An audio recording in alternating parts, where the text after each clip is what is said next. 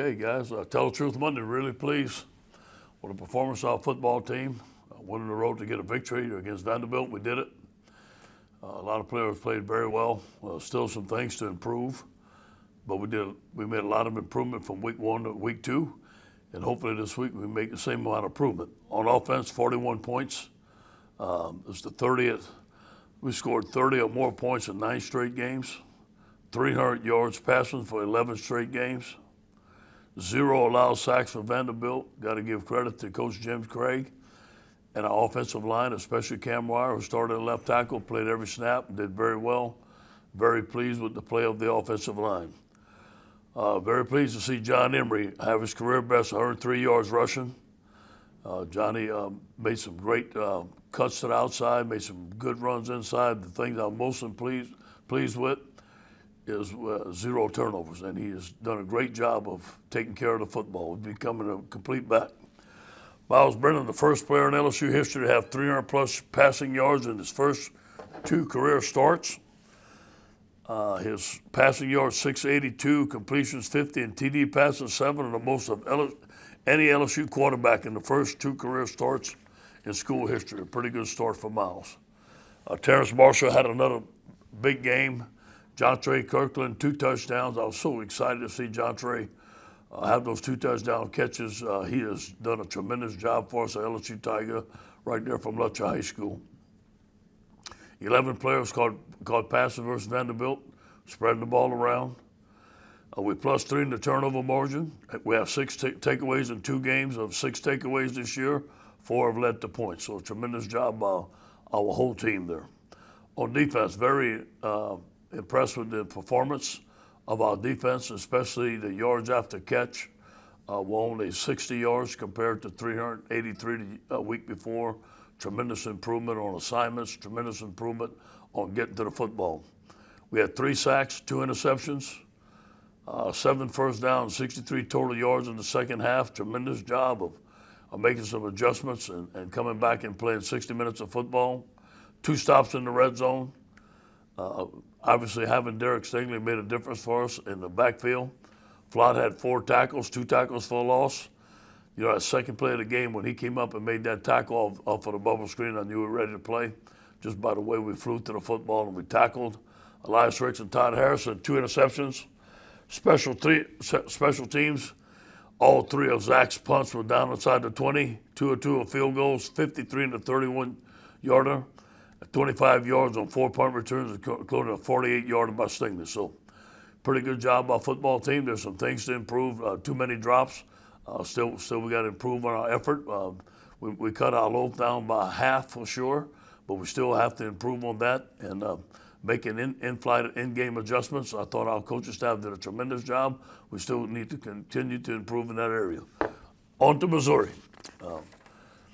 Missouri on offense is very, very complicated.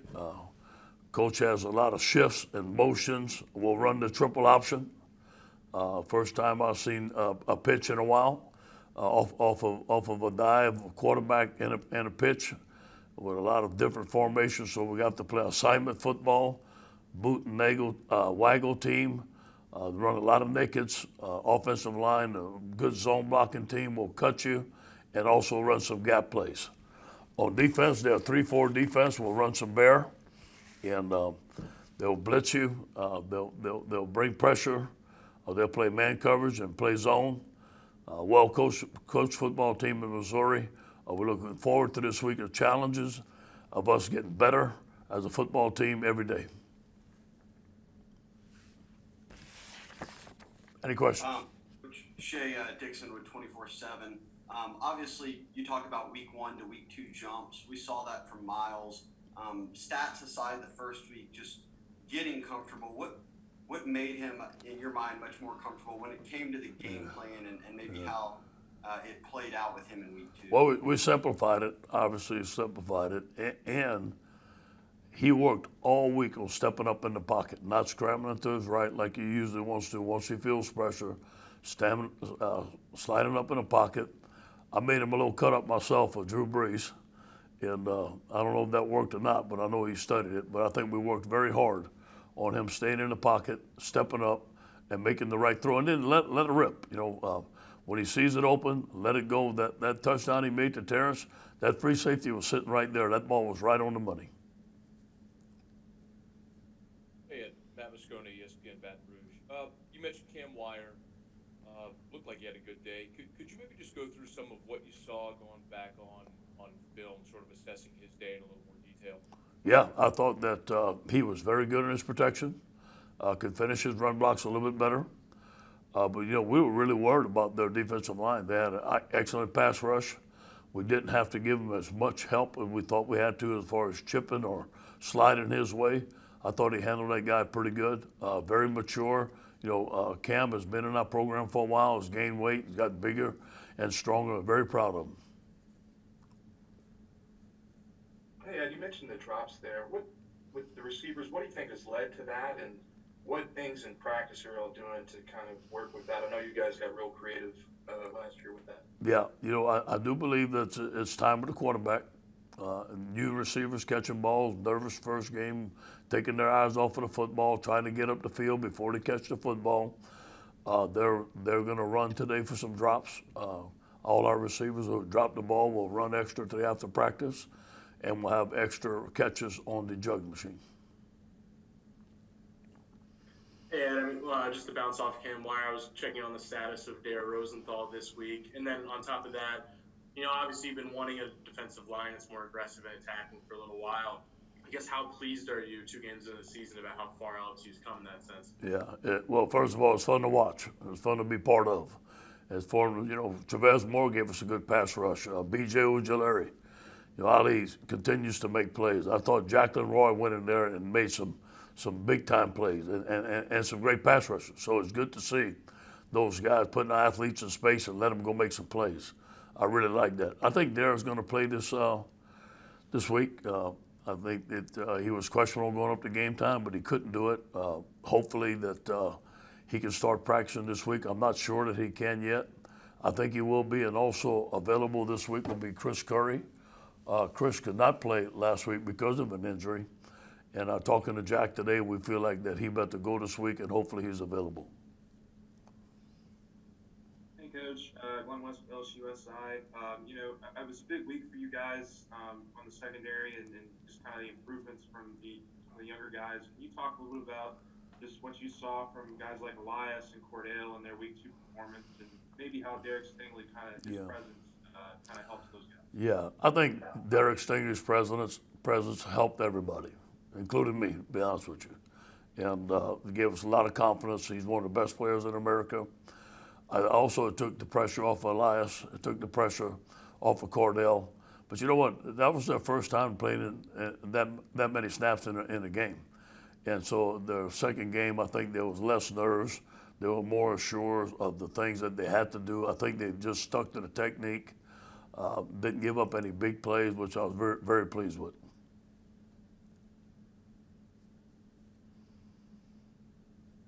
Hey, Coach Jared Joseph, Fox 44. Do you think John Emery's performance can give him a little bit of an edge, maybe getting some more reps or that lead back role, even with Chris Curry coming back Saturday?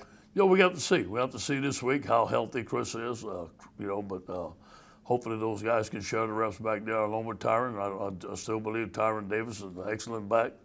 I feel good about all 3 backs right now, and all 3 are equal in my mind. Hey, Coach. Bree Andrews, LSU Tiger TV. 2 questions. So, one, what breakout players have you seen so far that maybe you weren't expecting, that you didn't really think were gonna be this good, in fall camp and practice? And then 2, what big differences have you seen with your offense and your defense that you didn't see against Mississippi State? You gotta look at a guy like Ali Gay, who had a tremendous camp, but hadn't made any plays for us, and never can tell how they're going to play in the game, but he's played excellent last 2 games. Now, he's got some things to work on, but he's a name that comes to mind right away. And, Jabril Cox, who we didn't see, but didn't surprise me, was having an outstanding year. It was good to have Todd Harris back. Good to see him get that interception. He looked healthy. And what was your second question? Second question was, what's the big differences that you saw on your offense and your defense in Vanderbilt that you maybe didn't see in Mississippi? You know, we played more zone. We didn't give up as many big plays. We didn't have as many busts as we did in the first game. We didn't have as many missed assignments or got beat, you know, just one-on-one. We rarely got beat one-on-one. Now, that had something to do with Mississippi State and their scheme. I understand that, but it looked like we were more settled down. We gave the quarterback a lot more time in the pocket. We had no sacks compared to 7 sacks. So that was the biggest improvement. Hey, Coach. Matt Trent with WBRZ. Jacoby said after the game Saturday that he held a lot of the guys on offense and defense on punishment. Can you elaborate and give some more details on that? And is he becoming, we already knew he was already emerging as one of the team leaders, but is he becoming that team disciplinarian that is starting to hold guys accountable just on offense and defense? Yeah, you know, I think he has some great leadership qualities. I don't know anything about a team punishment. I really don't know what you're talking about there, Matt. They might want to inform me about that, but as far as him being a leader, yeah, I think he's been a great leader.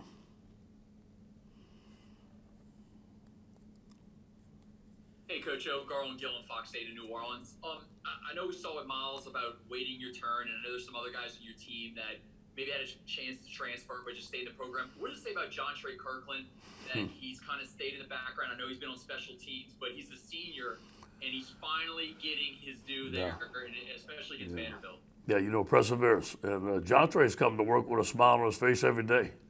And like I said, a lot of times, John Trey is like one of my sons. I'm so close to him and his family, and him being from Lutcher and recruiting him. He's an outstanding young man. And there's no one that wants him to have more success in the program than we all do. And it's good to see it, but he's waited his turn. We tried to get him the ball in his hand, playing Wildcat, tried to play it on defense. But you know what? He kept on telling me, Coach, I want to play receiver. I'm going to be a darn good receiver. And he sure is. I hope he has a great senior year. Hey, Ed. Wilson Alexander from The Advocate. Cade had went through like a small slump last year, but you know, he said it might be kind of an open competition during preseason, but he started the year now 4 for 4 and hit that career-long 53-yarder, just nailed that kick. How much confidence do y'all have in him at kicker at this point? A lot of it, and to be honest with you, I'm glad he's kicking well because Preston was right on his tail, and there was some competition in camp, and the young man we have right behind him is an excellent field goal kicker, and I'm glad to see that Cade's doing well. Cade knows that he has to perform well, and he's done well so far. I think he's bigger and he's stronger. He's more confident. You got to face it. Last year he was a freshman, and it's hard for a freshman to come in the SEC and not be nervous. But I think this time he has his steps down, he has his routine down, and he's more confident.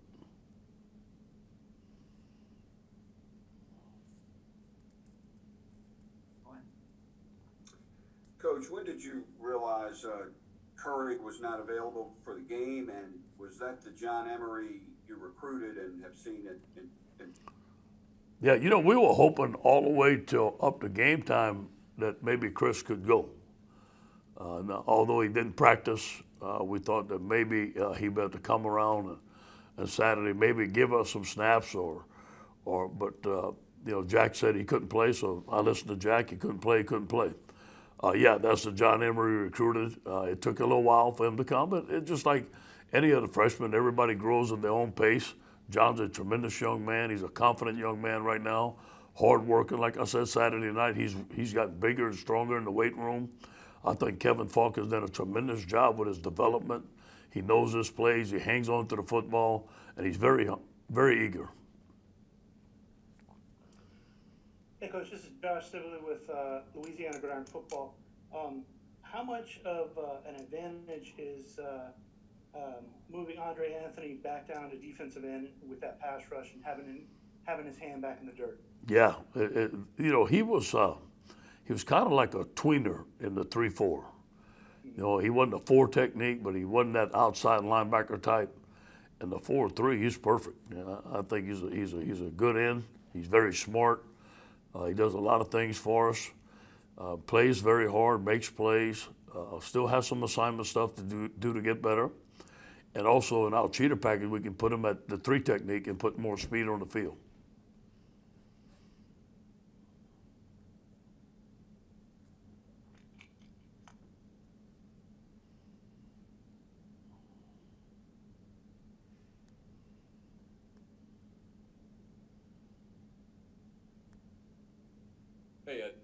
Moscona again, ESPN Baton Rouge. Plan still to play Glenn Logan this week, and if so, how does that affect the defensive line rotation? And has he been practicing? Like, is he going to need to get back up to game speed, or is he good to go? Yeah, he's good to go. He's been practicing. We're going to start him. He's been practicing every day. I hadn't missed a practice. I've been taking second team reps, doing individual. We've been running extra on his own. He's going to be ready to go. I'll tell you, it's going to get a little tight there. There's going to be some competition because, Joe Evans is playing well. Neil Farrell's playing well. Apuak, I had a sack. And then Jacqueline Roy's coming along. Jacqueline's probably the most athletic with the biggest upside of any of them. And he's only a freshman. I'm excited to see Jacqueline Roy playing the way he's playing. I think he's going to be an excellent defensive tackle for us. Hey, Coach. Good morning. John from WAFB. Coach, when you dominate a game, you win 41-7. Is it easier to go back and clean up? Okay, big kick return at the end of the first half. Second half, running back wide open, could have been a touchdown if you caught it. Those kind of things that could hurt you down the road. Yeah, it grabs everybody's attention, especially the head coaches. And those are some things that, we got to look at personnel. I looked at it with Coach Mack this morning. What's happened is we got so used to everybody just not taking the ball back. And I think we got a little laxed. And we need to stay in our lanes. We had 4 guys bunched up right away. Some of us personnel, some of us scheme, some of us technique. We got to get it cleaned up. And we got to expect every kick to come on out. Those backs coming out of the backfield free, we talked about it on defense last night. I even said it on the headset. We've got to clean that stuff up. Now, it was a lot better from the first game. Again, it's a new defense. Some guys that are blitzing have a peel rule. When the back comes, they got to take it. It was a short split. When we missed it, it should have been a switch call. We didn't get that switch call. We're going to work on those things in practice this week. Hey, Coach, just curious, you talked about some of the adjustments that everybody's kind of making, playing with more confidence. Do you feel like your team is kind of getting back on schedule? Obviously, you lost the non-conference games, but do you feel about right for where you would be in a season in week 3 now? Yeah, winning makes you feel good, or makes you confident, but you always got to look at your competition. And we all know that the competition is going to be a lot stiffer coming down the road very fast. And so I'm always looking at competing at the highest level in the SEC and where we at in order to compete at the highest level. We still got a ways to go. But we made a tremendous improvement over from week 1 to week 2. Now we got to continue to make the improvement, and we cannot make the mistakes that we make and play the elite teams in the SEC and expect to win.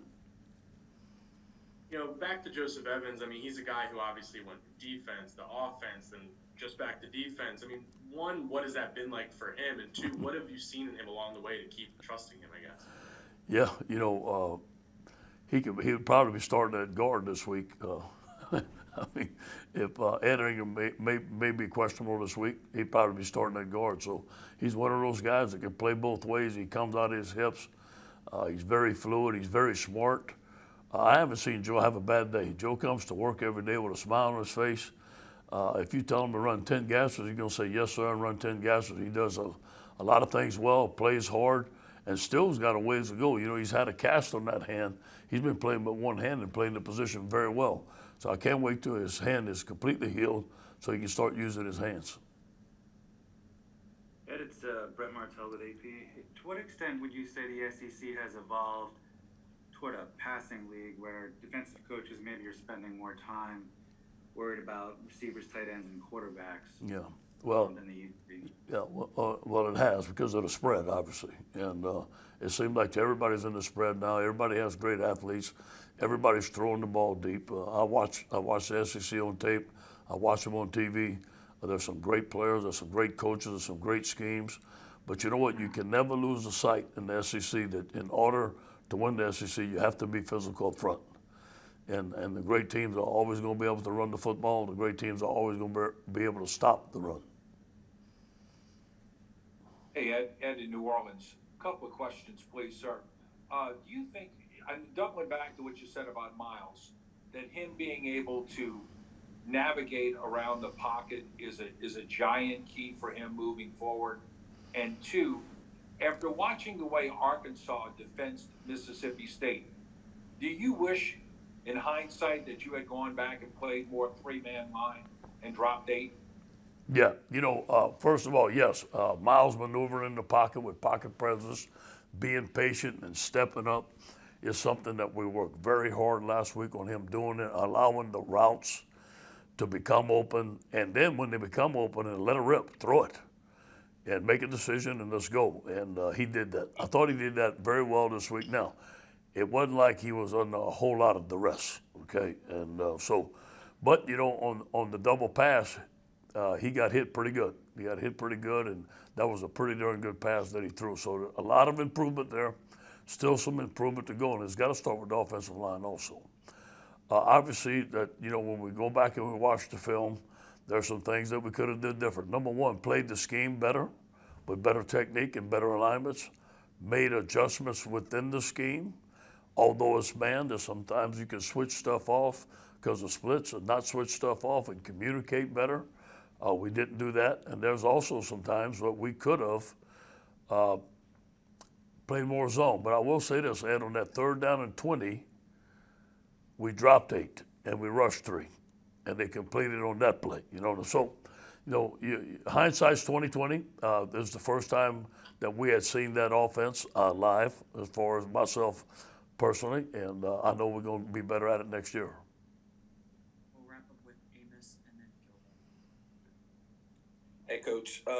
I was just curious about the receiver rotation. Do you foresee it being this deep all season, or do you foresee it kind of whittling down some of the guys? Yeah, we're going to try to play as many guys as we can. I'm pleased with the play of Eric Gilbert. Yeah, and hopefully we can play him some at tight end, some at receiver as he learns the position. I want these young guys, I thought Keyshawn Butte made some good plays. I thought he came along as the game went on, made some good plays, broke some tackles. Coy Moore has had an excellent camp for us. He missed that little crossing route, but we've got to give him patience, give him time. So as Trey Palmer. Trey's got a lot of speed. So I think as the season goes on, we got to give those guys some confidence and let them make plays. Coach, what was the difference between, during this COVID, between a home game at LSU and then a road game? Were there some things similar, or what did you think from the sideline? Well, the home game at LSU, we're so dependent on the Tiger Walk and the energy that it was difficult to match. Obviously, it's always going to be difficult to match. And there's no place like Tiger Stadium. Going away, when we walked into the stadium at Vanderbilt, they were playing loud, very loud crowd noise. And I got a little worried because we didn't practice crowd noise all week, which we usually do, go and play an away game. But they can only play, I think it's 75 decibels loud when we're out there, which is not very loud. So it didn't affect us at all. It was kind of eerie going to the stadium with no fans and stuff like that. But I think we learned our lesson from the first game that we have to create our own energy. It's like this for both teams. I think the biggest thing is that you lose home field advantage. Thank you, Coach. All right, guys.